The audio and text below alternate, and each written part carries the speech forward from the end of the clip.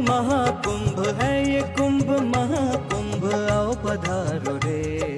पावन प्रयाग की पावन धरती पे कुंभ नहाओ रे। आओ रे, आओ रे, आओ रे, आओ रे। नमस्कार, मैं श्वेता श्रीवास्तव। मैं अनुराग यादव। माँ गंगा के आंचल से संगम तट से विशेष कार्यक्रम महाकुंभ दर्शन में आप सभी का स्वागत एवं अभिनंदन करती हूँ। दोस्तों, जैसा कि आप सब जानते हैं कि आपके इस विशेष कार्यक्रम में हम हर दिन महाकुंभ से जुड़ी हुई जानकारियों के बारे में, रहस्यों के बारे में और गाथाओं के बारे में चर्चा करते हैं। तो उसी चर्चा को आगे बढ़ाते हुए आज का हमारा विषय है पौराणिक लोक रीतियों का संगम। और इस विषय पर चर्चा करने के लिए हमारे साथ मौजूद हैं वरिष्ठ इतिहासकार आनंद शंकर सिंह जी। आनंद जी, आपका बहुत बहुत स्वागत है हमारे इस विशेष कार्यक्रम में। आपसे बातों का सिलसिला शुरू करेंगे, लेकिन उससे पहले सुबह सवेरे आइए करते हैं माँ गंगा के दर्शन। जय गंगा मैया।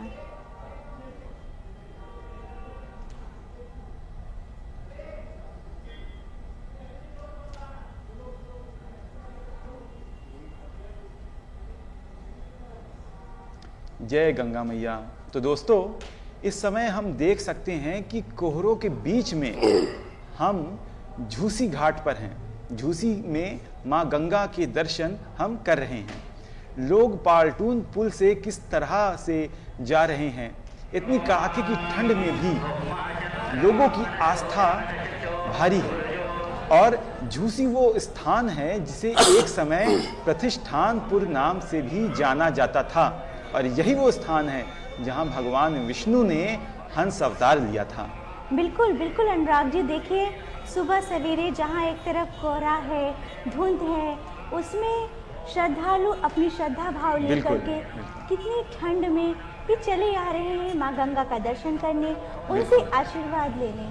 बिल्कुल, एक ये विहंगम दृश्य है, अद्भुत दृश्य है कि लोग हर अपनी शारीरिक असुविधाओं को ध्यान न रखते हुए आस्था मन में लिए दूर दराज से, भारत के विभिन्न शहरों से, प्रांतों से, राज्यों से आकर माँ गंगा का आशीर्वाद ले रहे हैं। ये आस्था की डोर है जो उन्हें यहाँ खींचे लाती है और संगम में डुबकी लगवाती है। बिल्कुल अनुराग जी, देखिए महाकुंभ यह धर्म के मूल सिद्धांतों को प्रदर्शित कर रहा है। साथ ही आधुनिक सुविधाओं और पर्यावरण को भी महत्व दे रहा है। यह महाकुंभ का दृश्य है जो झूसी तट से नजर आ रहा है, जहां एक और श्रद्धालु अपने आध्यात्मिक जीवन समृद्ध बनाने और अपने आत्मा को शुद्ध करने आए हैं। फिर से हम पालटून पुल का दृश्य देख सकते हैं, जहां यात्री जो हैं सुगमता से इस पार से उस पार जा रहे हैं, गंगा माता को पार कर रहे हैं। और ये हमारी सरकारों की भी बहुत अच्छी व्यवस्था है। हाँ। कि उन्होंने इतनी उत्तम व्यवस्था की है कि इतनी तादाद में इतनी बड़ी गाड़ियां पालटून पुल से पार हो सकती हैं। बिल्कुल अनुराग जी, जैसे मैंने अभी आपको बताया ना कि आधुनिक सुविधाओं का भी आनंद ले रहे हैं हमारे श्रद्धालु। देख सकते हैं कि इतनी ठंड में किस तरह से आए हैं, और मैंने तो देखा है कि कई श्रद्धालु नंगे पैर आए हैं। बिल्कुल, और जो साधु संत हैं हमारे, वो ऐसा माना जाता है कि संगम तट में वो चप्पल नहीं पहनते हैं, पाँव उनके एकदम खाली होते हैं। और इस ठंड में, इतनी ठंडी रेत में वो पैदल चल के आ रहे हैं, गंगा मैया के दर्शन कर रहे हैं। तो ये हमें सीख देता है कि हम कैसे अपने धर्म में स्थिर रहना है और अपनी आस्था को प्रगाढ़ करना है। बिल्कुल, ये झूसी का तट है अनुराग जी जो हमारे दर्शक देख रहे हैं, और ये एक पांटून ब्रिज है जो झूसी से नागबास्की तक ले जाता है। बिल्कुल। और भी कई पांटून ब्रिज बनाए गए हैं जो, और ये सिर्फ महाकुंभ में ही बनता है, और ऐसा ये कोई स्थायी ब्रिज नहीं है। और लोग कितनी सुगमता से इसमें आ रहे हैं। माँ गंगा के दर्शन हो रहे हैं, पावन गंगा मैया के दर्शन कर रहे हैं। और कई सुरक्षा कर्मी भी हमें देखने को मिल सकते हैं जो कि इंतजाम में पूरी तरीके से लगे हुए हैं। बिल्कुल बिल्कुल अनुराग जी। और आनंद जी, सबसे पहले तो हम आपसे जानना चाहेंगे कि महाकुंभ का ऐतिहासिक एवं पौराणिक महत्व क्या है, और साथ ही साथ हमारी सनातन संस्कृति के बारे में भी आप विस्तार से बताइए। श्वेता जी बहुत धन्यवाद, बड़ा पर्टिनेंट सवाल आपने किया। जी सर। सबसे पहले हम लोग संस्कृति से समझते हैं और वहाँ से धर्म, परंपरा और कुंभ। हमारे यहाँ वैदिक संहिता में कहा गया कि सा प्रथमा संस्कृति विश्ववारा, जो संस्कृत निर्मित हम कर रहे हैं, ऋषियों के वचन थे, वह पूरी दुनिया के लिए है, विश्व के लिए है, यह विश्वजनीन है। और ये संस्कृति बनी कैसे? तो कहा कि ये बनती, ये प्रथम संस्कृति है श्रेष्ठ कर्मों से, श्रेष्ठ पुरुषार्थ से, श्रेष्ठ आचरण से, और उसके स्वरूपों का जो संग्रह है वही संस्कृति को निर्मापित करती है। भारतीय संस्कृति की जो खास बात है वो ये है कि ये एडॉप्टिव है, समावेशी है, इंक्लूसिव है, एसिमिलेटिंग जिसको हम कहते हैं। आप देखिए ना, भारतवर्ष पर ईरानियों से लेकर के और अंग्रेज़ों तक न जाने कितने आक्रमण हुए, लेकिन सबको इसने एडॉप्ट करके अपनी धारा में समाहित कर लिया। और जो प्रजातियां हैं यहाँ रह गईं, वो अपनी आइडेंटिटी के साथ नहीं है, बल्कि वो भारतीय परंपरा में घुल मिल गई और भारतीय होकर के आज वो हमारे साथ है। कोई हूण हमको दिखता है क्या? नहीं, कहीं नहीं दिखता। कोई हमारे यहाँ इंडो ग्रीक दिखता है? नहीं दिखता। वो सब, कोई कुषाण हमारे यहाँ है अलग से? नहीं है। वो सब इसी परंपरा में रच बस गए और वो भारतीय हो गए। इसीलिए इस संस्कृत के बारे में कहा जाता है पूरा अपि नव एवति पुराण, यह प्राचीन से प्राचीनतर है और नवीन से नवीनतर है। नवीन से नवीनतर इसलिए है कि यह हमेशा जो काल बाह्य हो रहे मूल्य हैं उनको छोड़ देती है, और जो नवीन मूल्य है, युग धर्म है, उसको अडॉप्ट कर लेती है। अभी आपने कहा कि आधुनिकता का संगम भी कुंभ में है, तो ये नया युग धर्म है जिसको अडॉप्ट करके ये संस्कृति आगे बढ़ रही है। और देखिए, एक जो सबसे बड़ी बात है समझने की, कि हम कहते हैं कि भारत एक सांस्कृतिक राष्ट्र है। किस तरह से तीर्थों ने राष्ट्र को बनाया, कैसे निर्मित किया, एक बड़ा सुंदर है। आप महाभारत में देखेंगे, पॉलस थेरेसी पूरी ज्योग्राफी बता रहे हैं, कहाँ कौन वन है, कौन पर्वत है, कौन नदियाँ हैं, कहाँ गांव है, कहाँ कौन रूट है, कौन तीर्थ, सैकड़ों तीर्थ स्थल हैं, और ये सब मिल करके एक भारत निर्मित कर रहे हैं। और इसी बात को धौम्य ऋषि भी महाभारत में कह रहे हैं कि भारत ये निर्मित कैसे हो रहा है। हम ये कहना चाहते हैं कि ये जो भारत बन रहा था, वो सांस्कृतिक भारत आज का जो डिजिटल भारत की जो मैपिंग है उससे बहुत ज़्यादा मजबूत था। और इस सांस्कृतिक भारत में तीर्थों का बहुत महत्व था। तीर्थों ने भारत को रचा। हमारे यहाँ तो महापुरुष जिस रास्ते से चले जाते थे, जहाँ उनके चरण पड़ते थे, वो चरण तीर्थ हो जाते थे। आज देख लीजिए, देश भर में कितनी जगह सीता रसोई है। बिल्कुल। तो ये कुल मिला करके ये जो क्षेत्र है वो कैसे भारत बना, और उसमें जो सांस्कृतिक जो हमारे आचरण की श्रेष्ठता रही, वो इस संस्कृत को निर्मित की, जो विश्वजनीन है, विश्व कल्याण के लिए। अब मैं कुंभ पर आना चाहता हूँ। इसको लेकर के बहुत मतांतर हो सकते हैं, लेकिन स्पष्टतः मेरा मानना है कि यह बहुत आर्ष है, बहुत प्राचीन है, और वैदिक संहिता में इस कुंभ पर्व के उल्लेख हर जगह है। नवभिन्न कुंभा, ऋग्वेद सबसे पुराना टेक्स्ट है दुनिया का और प्रिमिटिव टेक्स्ट है भारत का। इस आर्ष ग्रंथ में भी ये उल्लेख है कि कुंभ पर्व ठीक उसी तरह से है जैसे सर हमारी ये बातचीत चलती रहेगी। जी। उसके पहले हमारा कुछ सेगमेंट है, हमारी टीम ने कुछ रिकॉर्ड किया है। तो आइए पहले हम उसको देख लेते हैं।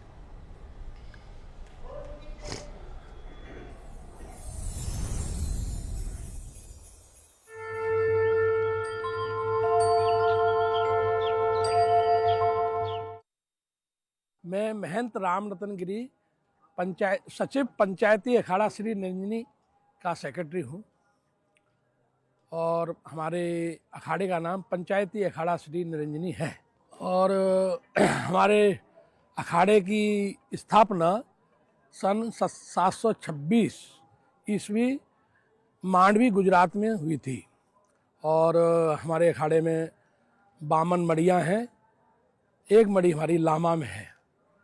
हमारे यहाँ मुख्य 4 सचिव होते हैं, 2 हरिद्वार में रहते हैं, 2 प्रयागराज में रहते हैं, और प्रत्येक 6 वर्ष बाद प्रयागराज में अर्धकुंभ और महाकुंभ आयोजन होता है।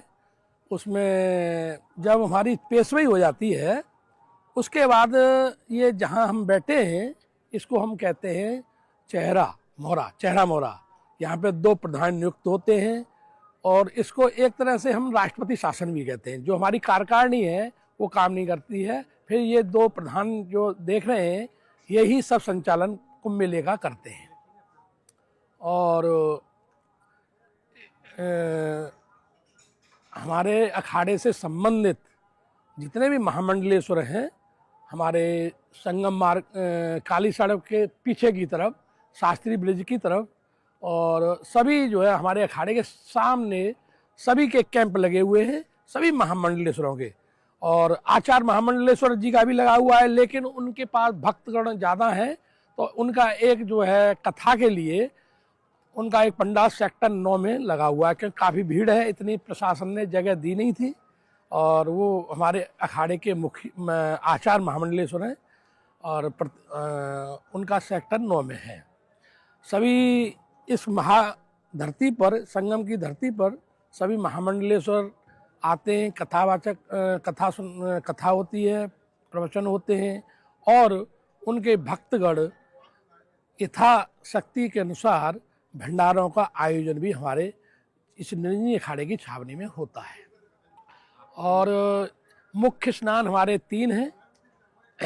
एक मकर संक्रांति का हो चुका है, अब मौनी अमावस्या का है। इसको हम मुख्य स्नान भी कहते हैं। इसमें भीड़ जो है काफ़ी होगी, इस मकर संक्रांति वाले स्नान से कहीं ज़्यादा होगी, इस पर भीड़ और उसके बाद तीसरा स्नान होगा हमारा बसंत पंचमी का। बसंत पंचमी 3 तारीख की है। उसके बाद 7 फरवरी को हमारे पंचायती अखाड़ा श्री निरंजनी का मुहूर्त के अनुसार नई कार्यकारिणी का गठन होगा। उसके बाद हम जो है सभी उसी दिन सभी लोग जो है काशी के लिए प्रस्थान करते हैं। हम मतलब हमारा कुंभ मेला 7 तारीख तक रहेगा। यहाँ 7 तारीख को हम 12 बजे तक 12 सवा 12 जो मुहूर्त निकलेगा हम काशी के लिए प्रस्थान करेंगे। और काशी में हमारी पुरानी परंपरा है, हमारे यहाँ 8 महंत होते हैं और 8 उप महंत होते हैं। 16 मेंबरों की कार्यकारिणी होती है। तो ये जो कार्यकारिणी नई गठित यहीं हो जाएगी यहाँ पे 7 तारीख को। उसके बाद काशी जाएंगे और हमारे अखाड़े के जो हमारे श्री महंत जो कार्यकारिणी के पहले महंत रह चुके हैं और उनका वो ब्रह्मलीन हो गए हैं, उनका जो है काशी में हम कहते हैं षोडशी भंडारा। तो उनका जो है काशी में हम होली तक रहेंगे। और जितने भी हमारे 6 वर्ष के अंदर हमारे श्री महंतों का शरीर पूरा हो गया है, ब्रह्मलीन हो गए, कैलाशवासी हो गए हैं, उनका बनारस में सभी का षोडशी भंडारा होता है।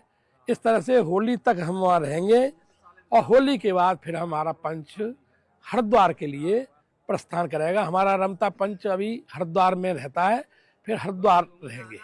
और जो यहाँ के सेक्रेटरी हैं, यहाँ के थानापति हैं, यहाँ के जिलेदार हैं यथावित, वो यहीं रहेंगे। यही हमारे पंचायती अखाड़ा श्री निरंजनी की कुंभ मेले की गाथा है। यही हमारी पंचायती अखाड़ा श्री निरंजनी की कुंभ मेले की गाथा है। पावन प्रयाग की पावन धरती पे कुंभ नहाओ रे, आओ रे, आओ रे, आओ रे, आओ रे। दोस्तों, आपने देखा कि कैसे महंत जी ने अच्छी अच्छी बातें बताई, अपनी अखाड़ा के बारे में बताई कि उनकी क्या परंपरा है। और प्रयाग में आकर संगम स्नान का पुण्य तो प्राप्त होता ही है, ये जो संत महात्माओं के दर्शन का सानिध्य प्राप्त होता है वो और भी विशेष है। तो सर, आप इसके पहले संस्कृति की बात कर रहे थे, तो हम जानना चाहेंगे, क्योंकि समय गतिशील है, समय आगे बढ़ता रहता है और समय के साथ साथ सभ्यता और संस्कृति में भी बदलाव होते हैं। तो इस महाकुंभ पर्व में जो कि आरंभ से लेकर अब तक में क्या कुछ बदलाव देखने को मिले हैं, इस विषय में कुछ बताएं। अनुराग जी, देखिए, मैं जिक्र ही कर रहा था कि वैदिक संहिताओं में कुंभ पर्व का उल्लेख है। अब एक प्रश्न ये भी उठता है कि फिर हम कहते हैं कि जो वैदिक परंपरा थी, वैदिक परंपरा को पुराणों ने कैरी फॉरवर्ड किया, लोक में प्रतिष्ठित किया, इसीलिए कहते हैं कि वैदिक परंपरा का उपवृंहण पुराण करते हैं। और पुराणों में बड़ी सघन परंपराएं हैं, तीर्थों की, धर्म की, स्नान की, कुंभ की, बड़ा डिटेलिंग है। मत्स्य पुराण, वायु पुराण, ब्रह्मांड पुराण, स्कंद पुराण में भी। तो जैसे अब कुंभ मेला, तो पहले तो कुंभ मेले की हम बात करें तो कुंभ पर्व का उल्लेख तो वेदों में है, इस तरह के मेले का उल्लेख नहीं है, ठीक है। लेकिन एक शब्द मिलता है वेदों में, समन, जहाँ पर धार्मिक कृत्यों के लिए लोग इकट्ठे आते थे, एकत्रित होते थे और आकर के वहाँ स्नान, पूजन इत्यादि, दान, व्रत करते थे। तो ये तो हम सामान्य रूप से अंदाज कर सकते हैं कि ये मेले का प्रारंभिक रूप, प्राक रूप वो रहा होगा। हाँ। उसके बाद आप देखिए वहाँ से चलते आइए, धीरे धीरे जब हर्ष के समय आप आ जाते हैं, आपने बदलाव की बात किया जी। तो ये उल्लेख 644 ये मिलता है कि वो 5 वर्ष पर कुछ लोग कहते हैं 5वें वर्ष, लेकिन 5 वर्ष का पर कहने का अर्थ यह है कि वेंसा काफी डिटेल लिखता है कि 5 वर्ष के समाप्ति के बाद वो 6वें वर्ष यहाँ आता है। एग्जैक्टली जो हमारा अर्धकुंभ का कॉन्सेप्ट है और फिर कुंभ का कॉन्सेप्ट है, तो 6वें वर्ष आता है और राज्य में जितना अधिशेष बचा होता है वो सब यहाँ दान करके और कोपिंड पहन करके फिर वापस कन्नौज चला जाता है। अब वहां से देखिए एक दूसरा बदलाव देखा, मध्य युग में जब आएंगे। अच्छा एक और बताऊं कि कुछ कुंभों पर आक्रमण भी हुए, तैमूर लंग के आक्रमण हुए जहां नागा सन्यासियों ने उनको भगाया। कई इस तरह के संदर्भ मिलते हैं, बड़ा रोचक है। मध्यकाल में ये था कि स्टेट बहुत इस पर ख्याल नहीं करता था। ठीक है, आपको एकत्रित होना है तो आप एकत्रित आइए, अपना पूजा पाठ करिए जी। फिर आधुनिक युग में अंग्रेजों के समय, और वो भी 1857 के बाद, ये बड़ा पर्टिनेंट है जानना, इस नाते अंग्रेज सजग हुआ और अपने मजिस्ट्रेट की ड्यूटी लगाया। 1840 के आसपास पहली बार कलेक्टर की ड्यूटी लगाई गई कुंभ मेला देखने के लिए। अच्छा। हाँ, उसके बाद अंग्रेज इसलिए सतर्क हुआ कि भाई 57 में क्रांति हो गई थी, उसको लगा कि इतना ज़्यादा असेंबली होगी इतनी बड़ी, तो ये अंग्रेजी शासन के खिलाफ कुछ भी तैयारी हो सकती है। तो कहा एक तो अपना मजिस्ट्रेट अपॉइंट करके हम ये जनता को विश्वास दें कि हम आपके धार्मिक आयोजन की देखरेख कर रहे हैं, और दूसरा इन पर हम नजर रख सकें जी। ठीक है। और उसके बाद से लेकर के और स्वातंत्र्योत्तर भारत में और आजकल आज देख ही रहे हैं भारत सरकार और योगी जी की सरकार मिलकर के कितना व्यवस्थित कुंभ कर रही है। तो लगातार सरकारों का यह देखना कि लाखों करोड़ों श्रद्धालु यहाँ आ रहे हैं, उनकी आस्था, उनकी धार्मिक अभिरुचि, उनकी परंपराओं को किस तरह से संजोया जाए, उनको प्रोटेक्ट किया जाए, उनको किसी तरह की कोई परेशानी न हो। और इसी के साथ आप देखेंगे कि रिचुअल्स में भी बदलाव हमको दिखते हैं। जो धार्मिक संस्कार बहुत लंबे होते हैं होते थे, वो बहुत कट शार्ट भी। अब मैं जैसे एक छोटा आपको उदाहरण दूं, वैदिक काल में श्राद्ध जो होता था वो 25 दिन का होता था, धीरे धीरे लोक में 12-13 दिन का हो गया, अब तो 3 दिन का हो गया। बिल्कुल। तो इस तरह से जिसको हम धार्मिक कर्मकांड कहते हैं, कर्मकांड हैं, कर्मकांड जीवित हैं, क्योंकि अभी भी पौराणिक परंपरा का अनुपालन सभी वर्ग संप्रदाय कर रहे हैं, लेकिन वो शॉर्ट हुए हैं। हालांकि एक बात हम और कहें, ये भारतीय संस्कृति की विशेषता है सिंबलाइज करना। सिंबल्स जो हैं, प्रतीक, जैसे हमारे यहाँ कर्मकांड के समय कहा जाता है कि वस्त्रम समर्पयामि, आप वस्त्र दान करिए। लेकिन अगर आपके पास वस्त्र नहीं है तो पुरोहित यह कहता है कि सूत्रम समर्पयामि, सूत्र ही दे दीजिए, सूत दे दीजिए जी। तो इसके संक्षिप्तीकरण का इसलिए प्रयास हुआ कि यह परंपरा मरे नहीं, खत्म न हो जी। अगर आपके पास कुछ भी नहीं है तो भी आप इस परंपरा का निर्वाह कर सकें, और आपके पास बहुत कुछ है, बहुत सक्षम है, तो किस तरीके से इस परंपरा का निर्वाह, हर वर्ग के हिसाब से, हाँ, वर्ग के हिसाब से, आपके सामर्थ्य के हिसाब से, आपकी रुचि के हिसाब से, आस्था के हिसाब से इसका पूरा संयोजन हुआ। इसलिए वो भी बदलाव हमको देखने को मिलता है। जी सर, आपने बताया कि आरंभ से अब तक के बारे में हमारी संस्कृति में कुछ बदलाव आते रहे हैं, तो आध्यात्मिकता और आधुनिकता का समागम कहा जा रहा है ये महाकुंभ, इसके बारे में सर आपके क्या विचार हैं? आधुनिकता के बारे में क्या कहना, कई तरीके की आधुनिकता। देखिए वेदों, पुराणों में इस संगम क्षेत्र पर पर्णकुटी बना करके रहने के उल्लेख हैं, कल्पवासियों के भी उल्लेख हैं, माघ मेले के महात्म का उल्लेख है। और आधुनिकता कितने तरीके की बढ़ गई है, अब तो टेंट सिटी बसने लगी, लग्जरी टेंट्स आ गए। लग्जरी टेंट के साथ साथ आप देखिए ना, अब ताज आकर के यहाँ कैटरिंग कर रहा है। सर हमारी बातचीत चलती रहेगी, अब समय हो गया हमारे एक और सेगमेंट का, तो आइए पहले चल के उसको देख लेते हैं। बिल्कुल।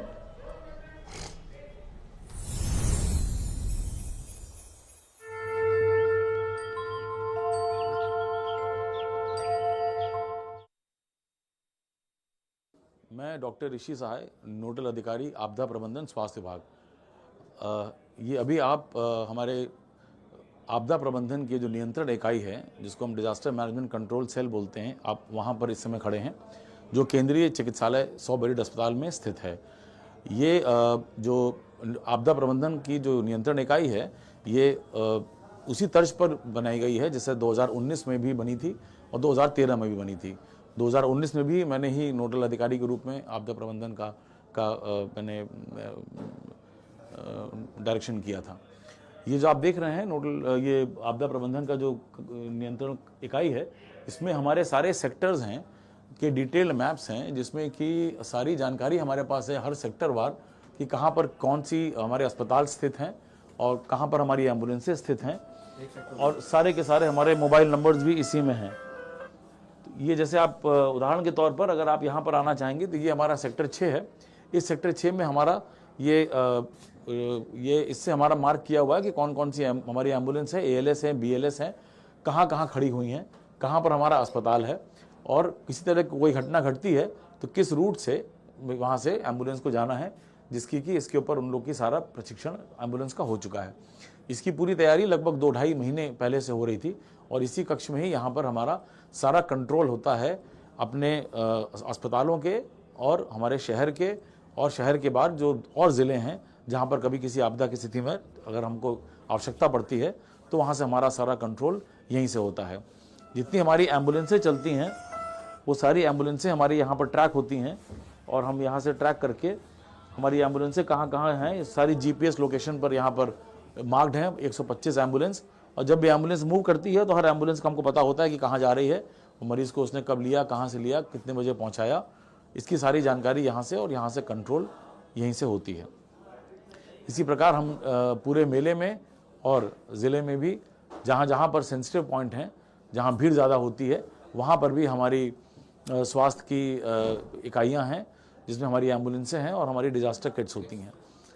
ये हमारी डिजास्टर किट्स होती हैं, ये एक बहुत आधुनिक किट्स हैं, जिसमें करीब 2000 किट बनाई गई हैं, जो कि जिसमें कि आपदा के जो विभिन्न अलग अलग इवेंट हो सकते हैं, जैसे कि भगदड़ है, आग है या डूबने की है, उनकी सारी किट्स के अंदर सारी इमरजेंसी मेडिसिन और सारे उपकरण इसके अंदर मौजूद होते हैं, जो कि हमारे सारे सेंसिटिव पॉइंट्स पर, सारी एम्बुलेंस में, सारे अस्पतालों में, घाट पर, संगम नोज और सारे अस्पतालों में, यहाँ तक कि जो और भी हमारे संवेदनशील जो हमारे स्टेक होल्डर्स हैं, जैसे रेलवेज हैं, बस स्टैंड्स हैं, यहाँ पर भी हमारी ये स्टैम्पीड किट्स अवेलेबल कराई गई हैं कि किसी भी आपदा की स्थिति में उनकी आवश्यकता पड़ने पर सकुशल उनका इस्तेमाल किया जा सके। पावन प्रयाग की पावन धरती पे कुंभ नहाओ रे,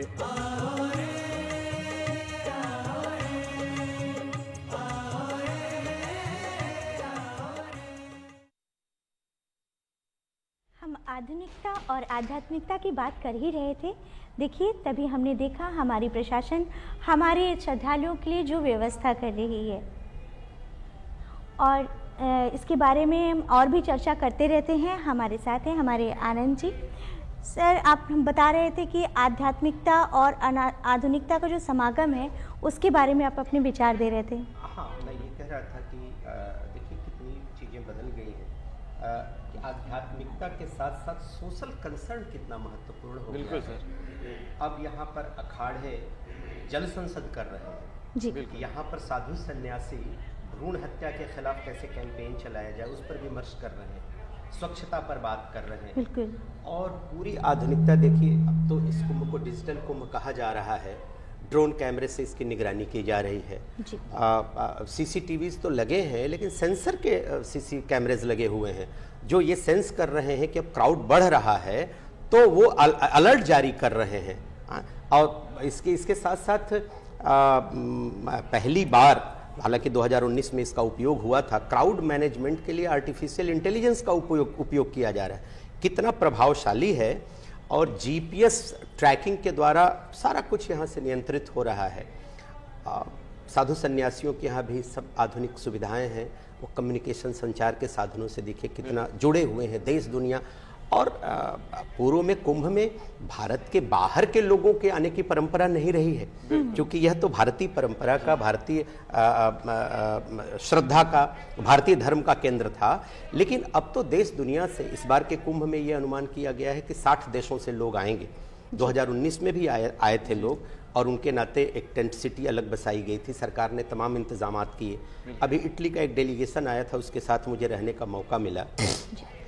इतना सुंदर भारतीय परंपराओं का, सनातन धर्म का उनको ज्ञान, शिव स्तोत्र इतना बढ़िया गा रहे थे, भारत का राष्ट्रगान गा रहे थे, देखा होगा आप लोगों ने यूट्यूब पर भी। बिल्कुल बिल्कुल। तो ये कुल मिलाकर के स्पिरिचुअलिटी और मॉडर्निटी, ये दोनों का भी संगम है एक तरीके बिल्कुल से। कह सकते हैं कि औद्योगिकी और संस्कृति के बीच में सेतु का निर्माण हो रहा है इस महाकुंभ में। सर, हम देखते हैं कि इस महाकुंभ में जो है वो कई संस्कृतियों का भी संगम होता है, चाहे उनकी लोक कथाएं हो, परंपराएं हो, रीति रिवाज हो, तो उनकी क्या अवधारणाएं हैं? अब देखिए ना, मैं फिर आपको वहीं ले चलूं।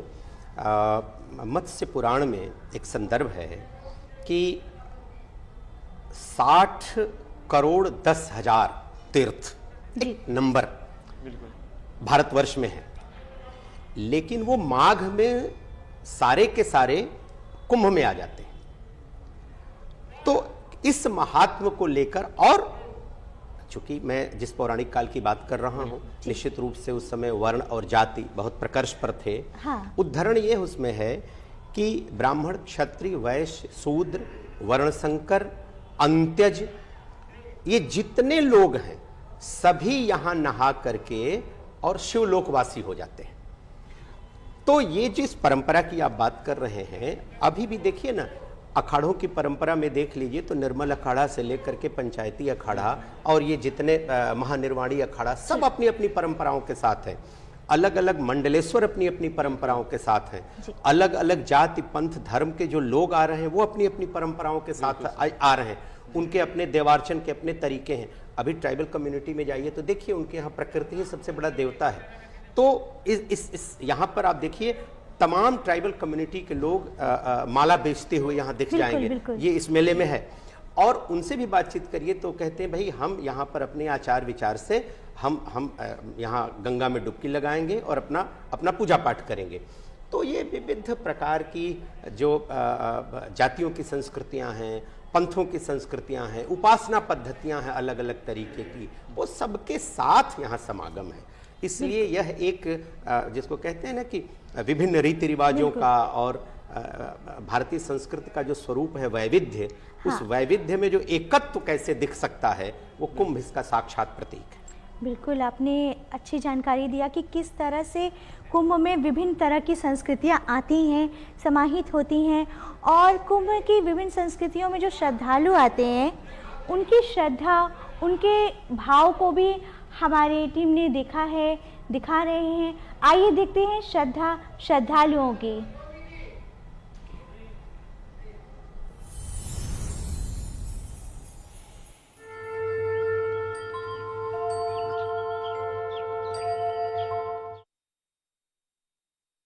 च यमुने चैव गोदावरी सरस्वती नर्मदे सिंधु कावेरी जलेस्मिन् सन्निधिं कुरु। दंत कथाओं के अनुसार समुद्र मंथन से निकले अमृत कलश को लेकर देवताओं और दानवों में युद्ध हुआ। भगवान शिव के नीलकंठ रूप और भगवान विष्णु के मोहिनी रूप के कारण यह कलश देवताओं को मिला। जयंत के द्वारा अमृत कलश को देवलोक ले जाते हुए अमृत कलश की कुछ बूंदें पृथ्वीलोक पर पड़े। यह स्थान है हरिद्वार, उज्जैन, नासिक और त्रिवेणी संगम प्रयागराज। वैदिक काल से ही चारों पवित्र स्थान पर कुंभ, पूर्ण कुंभ और महाकुंभ का आयोजन किया जाता रहा है। यह कुंभ अपने आप में कई रहस्यों को समेटे हुए है। इन्हीं कुंभ रहस्यों पर जानकारी दी स्वामी जी ने। हम कहते हैं 140 साल के बाद ये महाकुंभ आया है। आपने कथा सुनी है, समुद्र मंथन हुआ था, और जब हम किसी भी विषय में मंथन करते हैं वहां से नेगेटिव और पॉजिटिव दोनों चीजें निकलती है। समुद्र मंथन में विष भी निकला और अमृत भी निकला, और नाना प्रकार के वहां से रत्न भी निकले। अब जब अमृत की बारी आई, अमृत कौन लेगा? देवताओं ने सोचा अगर राक्षसों को अमृत मिल गया वो पूरे हमारे जो इंद्रलोक पे कब्जा कर लेंगे, इसीलिए इनको अमृत देना उचित नहीं है। राक्षसों का कहना नहीं, हमने भी मंथन में हिस्सा लिया है और हमारा अधिकार आपसे ज्यादा है, इसीलिए हमें अमृत चाहिए। दोनों में लड़ाई हुई। अमृत कलश लेकर के देवता जब प्रयागराज के पावन धरती के ऊपर पहुंचे, आपने देखा होगा गंगा यमुना अदृश्य सरस्वती का मिलन है। गंगा यमुना साक्षात रूप में दिखती है, लेकिन जो माँ सरस्वती है वो अदृश्य रूप में यहाँ पे विराजमान है। जब यहाँ पहुंचे, यहाँ कुछ बूंदें गिरी। हरिद्वार में पहुंचे, वहां भी कुछ बूंदें गिरी। उज्जैन क्षिप्रा नदी है, जब क्षिप्रा किनारे पहुंचे वहां भी कुछ बूंदें गिरी। नासिक में गोदावरी है, वहां महाकुंभ लगता है, जब वहां पहुंचे वहां भी कुछ बूंदें गिरी।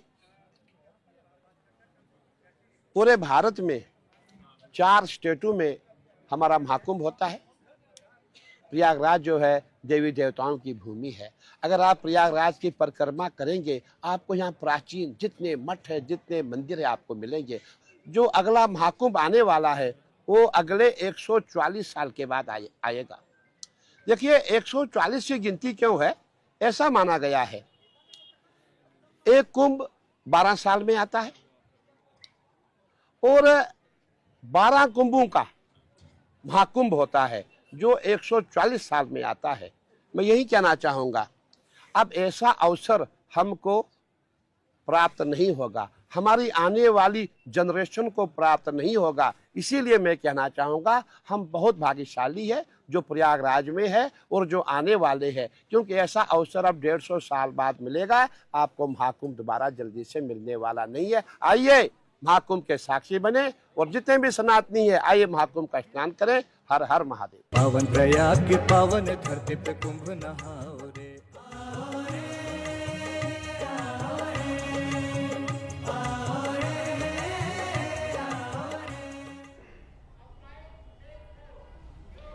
तो दोस्तों ये हमने देखा कुंभ रहस्य के बारे में कि कुंभ के पहले कुंभ की जो क्या कथा है, क्या उद्गम है उन कथाओं का। श्रद्धालुओं से भी हमने बात की है, उसे भी हम आपको कार्यक्रम में आगे जरूर सुनाएंगे। तो श्वेता जी। बिल्कुल अनुराग जी, बहुत अच्छी बात बताई कि अभी हम श्रद्धालुओं से भी बात करेंगे, लेकिन उससे पहले हम आनंद जी से जानना चाहेंगे कि पौष पूर्णिमा से माघी पूर्णिमा तक कल्पवास होता है। इस समय कल्पवास चल रहा है महाकुंभ में, इसकी क्या अवधारणा है, इसके बारे में विस्तार से बताइए। चूंकि आपकी बातचीत का केंद्र भी पौराणिक है और लोक रीतियों का संगम। हाँ, लोक रीतियों का संगम। पुराण में अभी मैंने बताया था माघ मास के महत्व के बारे में। जी। और ये कई जगह कई पुराणों में इसका संदर्भ है। कल्पवास के संदर्भ भी पूरी तरह से पुराणों में बिखरे पड़े हैं। देखिए हमारे यहाँ कल्प का बड़ा महत्व है जी। और ये कैसे वैदिक परंपरा को आगे बढ़ा रहे हैं। 6 वेदांग हमारे यहाँ बताए गए हैं, जिसमें शिक्षा, कल्प, व्याकरण, निरुक्त, छंद, इस तरह से 6 कल्प हमारे यहाँ हैं। इन 6 कल्पों में ये जो कल्प है, ये वेदांग में ये कल्प बहुत महत्वपूर्ण है, बहुत ही महत्वपूर्ण है। कल्प में होता क्या है? ध्यान, योग, तप, जप, बलि, इसका भरा पड़ा है। अभी जैसे आपने कहा कि क्या क्या कर्मकांडों में भी बदलाव हुए, तो अब बलि नहीं दी जाती। एक वक्त था जब इसकी प्रथा थी, जब एग्रीकल्चर फार्मिंग सेटल्ड हुई, लगा कि नहीं कृषि परक समाज बन रहा है और खेती में बलि नहीं, अगर हम पशुओं को मार ही देंगे तो कैसे ही आगे बढ़ेगा। हाँ, आगे बढ़ेगा। तो उसके लिए सिंबल्स आ गया कि हम नारियल तोड़ लेते हैं। इस तरह के प्रतीकों के माध्यम से वो परंपरा चली आ रही है, लेकिन बलि की परंपरा अब इस तरह से प्रोमिनेंट नहीं है। तो ये जो कल्प है, कल्प में जो पौष पूर्णिमा के दिन हम संकल्प करते हैं नहा करके, और पूरी 1 माह जी, और बड़ा तप और विधान। कल्प को अगर आयुर्वेद में देखिए तो काया कल्प, बिल्कुल, वो शरीर के अंगों को निरोग बनाने की एक प्रक्रिया है। यानी यह जो कल्पवास है, ये 2 तरीके का वास है। एक तो ये आध्यात्मिक प्रवास है जो अंतः शुद्धि करता है, और आयुर्वेद की फिलॉसफी से लें तो ये जिसको कहते हैं कि हेल्थ मैनेजमेंट भी है। अच्छा, 1 महीने 1 वक्त आप खाना खाते हैं, तप जप करते हैं, आज कथाओं का, पौराणिक कथाओं का, धार्मिक कथाओं का, वैदिक कथाओं का आप श्रवण करते हैं, और बड़ा ही एक नियमित, और मैं बताऊं आपको, कई कल्पवास को लेकर के साइकोलॉजिकल अध्ययन हुए हैं। अभी हमारे कॉलेज की भी एक टीम, 2-3 डिपार्टमेंट मिल करके एक यहाँ पर टूल बना करके साइकोलॉजिकल एनालिसिस के लिए आए हैं कल्पवासियों का। अच्छा, इस बार भी 25 लाख कल्पवासियों के होने की बात की जा रही है। हाँ। और एक किताब लिखा है, बहुत चर्चित किताब है, देवेश चतुर्वेदी साहब, यहाँ जिलाधिकारी रहे, कुंभ के भी प्रभारी रहे वो, होली डिप। उन्होंने लिखा है कि जो कुंभ की आत्मा है वो कल्पवासी और साधु संत ही इसकी आत्मा है जी। हाँ, तो ये उस पर जो अध्ययन हुआ मैं बता रहा हूँ, उस अध्ययन में ये सामने आया है कि कल्पवास करने के बाद कितना मेंटल पीस, किस तरह से व्यक्ति का चिड़चिड़ापन खत्म हो रहा है, किस तरह से प्रकृति में धैर्य ज्यादा आ रहा है, जो मानव स्वभाव है, किस तरह से वो शांत हो रहा है, किस तरह से वो अंतर्मुखी हो रहा है। क्योंकि यहाँ वो कल्पवास इसीलिए करता है कि 1 महीने तक हम प्रायश्चित करेंगे, पापों का विनाश करेंगे, और पापों के विनाश के बाद हम मोक्ष की प्राप्ति करेंगे। क्योंकि भारतीय संस्कृति में मोक्ष बहुत महत्वपूर्ण है, और ये मोक्ष कोई मरने के बाद ही मिलता हो ऐसा नहीं है। मोक्ष हम अपने को समझ लें, बिल्कुल, नो योर सेल्फ, अपने को जानना ही, बुद्ध ने भी कहा अपदीपो भव, अंतः को प्रकाशित करो, यही कैवल्य है, यही निर्वाण है। तो मोक्ष के लिए मरना जरूरी नहीं है, विदेह होना जरूरी है कि हम कर्म करते हुए भी कर्म में लिप्त नहीं रहें, यह हम मोक्ष को प्राप्त करें। इसीलिए जो हमारे यहाँ 4 धर्म अर्थ काम मोक्ष बताया गया, उसमें धर्म अर्थ और काम ये साधन है और मोक्ष अंतिम साध्य है। बिल्कुल, तो यह जीवन की साधना है कल्पवास। बिल्कुल सर, आपने बहुत अच्छा आनंद जी बताया। लेकिन जब हम कल्पवास की बात करते हैं, जब हम श्रद्धा की बात करते हैं, तो क्यों ना अपने श्रद्धा स्वभाव को, उनके श्रद्धालुओं के भाव को हम देखते हैं। श्रद्धा श्रद्धालुओं की।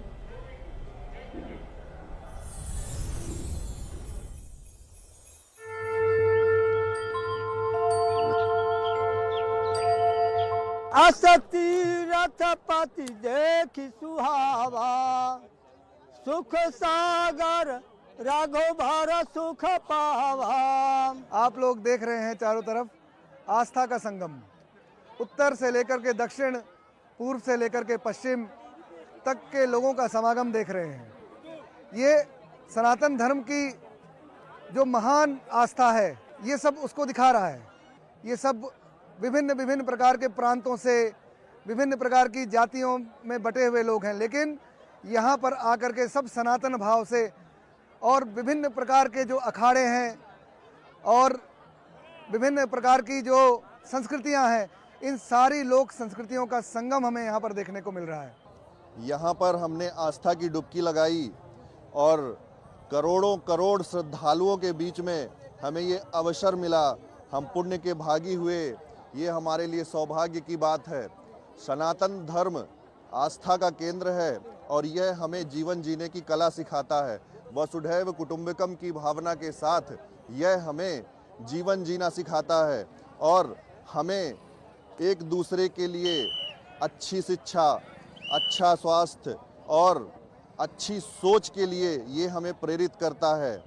इन्हीं भावनाओं के साथ जय गंगा मैया, हर हर गंगे। है पावन संगम की धरती, ये प्रयागराज है। ये प्रयागराज है, ये प्रयागराज है। ये पावन धरती भगवान प्रभु श्री रामचंद्र की प्रयागराज में आए हुए समस्त श्रद्धालु भक्त बहुत ही अद्भुत अविश्वसनीय ये प्रयागराज का यहाँ पर एक महाकुंभ हुआ है। इस महाकुंभ में एक अलग ही प्रकार की सकारात्मक ऊर्जा चारों तरफ बिखर रही है। महाकुंभ में सभी सनातनियों से एक विनम्र निवेदन है कि कम से कम हर घर से एक हिंदू भक्त जरूर आना चाहिए।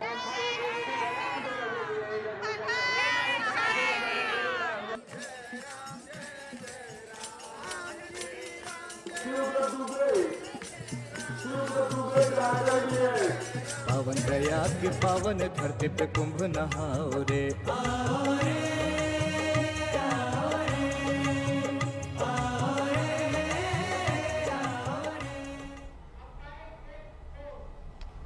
तो दर्शकों, ये आपने श्रद्धालुओं के विचार देखे और वास्तव में ये श्रद्धालु ही हैं जो इस महापर्व को और भी भव्य बनाते हैं।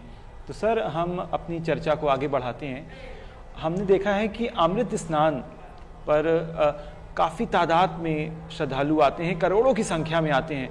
तो अमृत स्नानों का क्या महत्व है, पुराणों में इसका क्या वर्णन है, ग्रंथों में इसका क्या वर्णन है हमारे, उसके बारे में कुछ बताइए।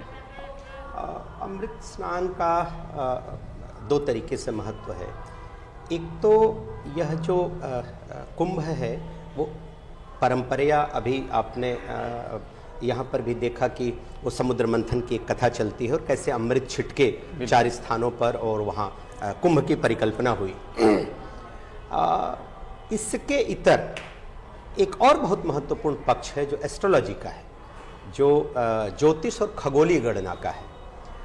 जो 4 स्थानों पर कुंभ होते हैं उनका ज्योतिषीय महत्व, प्लैनेट्स कैसे मूव कर रहा है और उसका पूरा कॉस्मिक रिजल्ट आप देख सकते हैं। हम कहते हैं कि धरती और उन प्लैनेट्स के बीच में किस तरह से इंटर रिलेशन है और वह कैसे मानव जीवन को प्रभावित करते हैं। तो इलाहाबाद का कुंभ मकरस्थ कुंभ कहते हैं इसको। ये कहते हैं कि जब सूर्य और चंद्र दोनों मकर राशि में आता है और मकर राशि में संक्रांति के दिन आता है, तो यहीं से आपका जो आपने अमृत स्नान, जिसको पहले शाही स्नान कहते थे, वो प्रारंभ होता है और बृहस्पति मेष राशि में आ जाता है। इसी तरह से हरिद्वार के कुंभ को सिंहस्थ कुंभ कहते हैं। बृहस्पति सिंह राशि में, कुंभ राशि में आता है, कुंभस्थ सिंह। और उज्जैन और नासिक के सिंह को सिंहस्थ कुंभ कहते हैं क्योंकि बृहस्पति सिंह राशि में आता है। और एक पूरा यह जिसको कहते हैं ब्रह्मांडीय परिवर्तन ये लेकर के आते हैं। इसीलिए संक्रांति और जो प्रयागराज में है, संक्रांति, अमावस्या और वसंत, ये 3 स्नानों को अमृत स्नान, पहले शाही स्नान कहते थे इसको। इसकी भी एक परंपरा है। बड़ा महत्वपूर्ण योगदान अखाड़ों का रहा है। जो पेशवास थे मराठा के, उनका साम्राज्य काफ़ी विस्तृत हो गया था और नासिक के साथ साथ उज्जैन भी उनके साम्राज्य में सम्मिलित था। एक बार उज्जैन में पहले कौन नहाएगा इसको लेकर संघर्ष हो गया और आपस में बड़ी मारकाट हुई और ये झगड़ा पेशवा के न्यायालय तक गया। और पेशवा ने, एक बहुत इंटरेस्टिंग मैं बात बता रहा हूँ, पेशवा ने एक जजमेंट दिया कि अब अखाड़ों के नहाने का ये ऑर्डर होगा। अभी आप देखते हैं महानिर्वाणी पहले जाएगा, उसके बाद निरंजनी जाएगा, उसके बाद जूना जाएगा। ये पूरा ऑर्डर है कब निर्मल जाएगा और सबके लिए समय का निर्धारण, और एक रास्ते से जाएंगे और दूसरे रास्ते से लौटेंगे। ये बाकायदे पेशवा के न्यायालय में तय हुआ और ये परंपरा वहां से शुरू हुई और ये परंपरा 4 स्थानों पर इसका अनुपालन होता है। और प्रयाग में विशेष महत्व इसलिए हो जाता है कि 3 स्नान, और ये जो तीनों स्नान हैं ये ग्रहों की विशेष परिस्थिति के नाते इतना महत्वपूर्ण हो जाते हैं कि इसे अमृत स्नान कहते हैं। कहते हैं कि ये जो 60 करोड़ 10 हजार तीर्थ हैं वो महीने भर तो यहाँ रहते हैं, लेकिन अगर एक दिन आप स्नान कर लेते हैं तो 60 करोड़ 10 हजार तीर्थों का पुण्य आपको प्राप्त हो जाता है। तो ये अमृत है जो जीवन को आपको अमृत, मोक्ष का अमृत देता है, जीवन के अंडरस्टैंडिंग देता है, अपने को आप जान लेते हैं। ये महत्वपूर्ण है इसको समझना, इसलिए इसका बड़ा महात्म्य है प्रयागराज में भी। बिल्कुल बिल्कुल सही बात आपने कहा। महाकुंभ, महाकुंभ जिसका जय घोष चारों तरफ गूंज रहा है, जिस हर तरफ देखिए तो जय जय गंगा मैया की गूंज है, जय प्रयागराज की गूंज है। और ये हमारी संस्कृति, हमारी सभ्यता का प्रतिबिंब भी है। जब हम अपनी संस्कृति और सभ्यता की बात करते हैं तो हम क्यों ना सांस्कृतिक गतिविधियों की बात करें, सांस्कृतिक मंच जो हमारी संस्कृति को, हमारी शोभा को और भी बढ़ा रही है। आइए हम भी देखते हैं अपनी सांस्कृतिक गतिविधियों को जो महाकुंभ में चल रही है।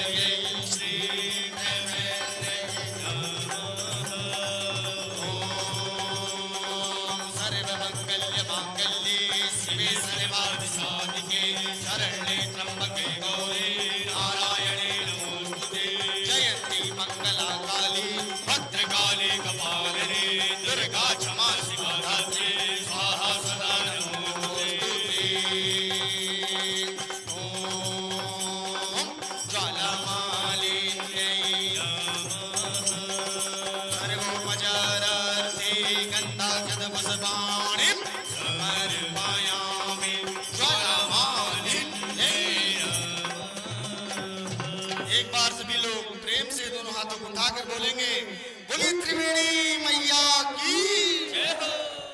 पावन प्रयाग के पावन धरती पे कुंभ नहाओ रे।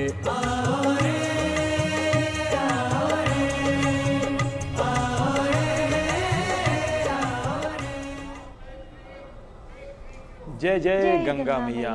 तो दोस्तों, ये आपने संध्या की भव्य आरती देखी संगम के तट से। वाकई में एक भव्य दृश्य होता है जब शाम को ये आरतियां होती हैं। तो सर, हम अपनी बातचीत को आगे बढ़ाते हैं। हमने एक एस्पेक्ट देखा है कि नागा साधु जो होते हैं उनकी शौर्य की क्या गाथा रही है, और यहाँ से महाकुंभ से जाने के बाद वो कहाँ जाते हैं, उनका रहन सहन क्या होता है, उस विषय में कुछ बताएं। बड़ा सुंदर सवाल अनुराग जी आपने किया। कि कहते हैं कि ये जो अखाड़े बने और इन अखाड़ों से जो नगा सन्यासी जुड़ा, ये शंकराचार्य ने धर्म की रक्षार्थ, उनका मंतव्य यह था कि धर्म की रक्षा के लिए केवल शास्त्र का पढ़ना ही जरूरी नहीं है, बिल्कुल। उसके लिए आवश्यकता पड़ने पर शस्त्र भी उठाना होगा। और ये वही कालखंड था जब 712 के बाद यहाँ पर अरब इन्वेडर्स आ गए और मुस्लिम आक्रांता धीरे धीरे भारतवर्ष में आने लगे। एक बड़ा संघर्ष था इस्लाम और सनातन परंपरा को लेकर के। इसको बचाना भी था, प्रतिस्थापित भी करना था, और इसकी दार्शनिकता को, इसकी आध्यात्मिकता को देश दुनिया में भी फैलाना था। तो लेकिन इसके साथ इनके शौर्य का अद्भुत इतिहास, आपने जो बात किया, मैं तो इतिहास का विद्यार्थी हूँ, तमाम राजाओं के साथ मिलकर के नगा सन्यासियों ने कई संघर्ष किए, कई लड़ाइयाँ लड़ी। जम्मू के शासक के साथ मिलकर के तैमूर लंग को पराजित किया। दुर्भाग्य ये है कि इतिहास में पढ़ाया नहीं जाता, ये पता नहीं ये सब कहाँ विलुप्त हो गई चीजें। और अफगानों को खदेड़ा। एक बार यहाँ पर अकबर से लोहा लिया। इनके इतनी कथाएं हैं कि मैं बता नहीं सकता इतिहास में। अगर सिलसिलेवार तरीके से चलें तो हमेशा ये संघर्षशील रहे। और 1857 के पहले भी नगा विद्रोह यहाँ का बड़ा फेमस विद्रोह रहा, और पूरे पश्चिम बंगाल से लेकर के देश में देखेंगे सन्यासी और नगाओं का विद्रोह रहा। देश को आजाद कराने में इनकी महत्वपूर्ण भूमिका रही। मैं ये कहना चाह रहा हूँ कि ये सनातन तथाकथित हिंदू धर्म के रक्षक होने के साथ साथ राष्ट्र धर्म के भी उपासक थे, और भारत को आजाद कराने की लड़ाई इन्होंने लड़ी। और दूसरी महत्वपूर्ण बात आपको बताऊं कि जो शाही स्नान, जो अमृत स्नान कहा जा रहा है, ये जो आप देखते हैं कि जो इनका प्रोसेसन निकलता है जिसमें चांदी के छत्र, चंवर, सिंहासन, ये जब राजाओं के साथ मिल करके यहाँ के जो जिसको देसी रियासतें आप कहते हैं, इनके साथ मिल करके जब बाहरी, चाहे वो तुर्क रहे हो, चाहे अफगान रहे हो, चाहे मुगल रहे हो, चाहे तैमूर लंग के भी हमने बात किया, जब इनसे इन्होंने संघर्ष किया तो वो राजा खुश होकर के इनको ये सारी चीजें उपहार में दी। तो जो शाही शब्द है उस रॉयल्टी से आता है। शाही शब्द कोई मुगलों का दिया हुआ शब्द नहीं है, ये उस राजशाही से शाही आता है कि राजाओं ने कहा कि इतनी बड़ी लड़ाई को इन्होंने हमारे साथ लड़ा और लड़ाई को जीता, इसलिए इनका शाही सम्मान होना चाहिए। और इसीलिए स्नान में वो अपने जो राज परिवारों से शाही चीजें प्राप्त किए, उन शाही चीजों को लेकर के उसका प्रदर्शन करते हुए प्रोसेसन करते हैं और स्नान करते हैं। तो देश को आजाद कराने के साथ धर्म की रक्षा में और सतनामी और इनके ऊपर गुजरात सरकार का बड़ा काम है, और ये बड़ा महत्वपूर्ण सेगमेंट है। बिल्कुल सर, आपसे बातचीत तो जारी रहेगी। क्यों ना अनुराग जी फिर से गंगा मैया के दर्शन कीजिए, बिल्कुल दर्शकों को भी कराते हैं। बिल्कुल। जय जय गंगा मैया। जय जय गंगा मैया।